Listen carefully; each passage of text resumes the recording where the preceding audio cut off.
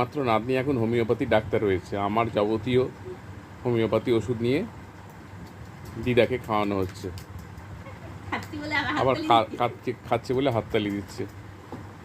সত্যি আরও আরও ওষুধ, মানে সব রকম কম্বিনেশন ও খাইয়ে দেবে আজকে। আমার বাস্কেট থেকে সব নিয়ে, বাবা, মানে কিছু থাকবে না শরীরে, কোনো রোগ। দেখছি আর কি আছে, মানে এইসব সত্যি অনির্বচনীয় জিনিস।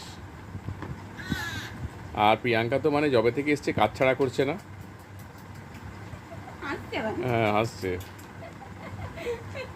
এত সুন্দর লাগে আমার এই ছোট্ট ছোট্ট জিনিসগুলো। মা আর নেই, মা আর সব ওষুধ হয়ে গেছে, আবার একটা অন্য বাক্স দিতে হবে তোমাকে। আমার সব বাক্সগুলো দিলে তো পাগলা হয়ে যাবে,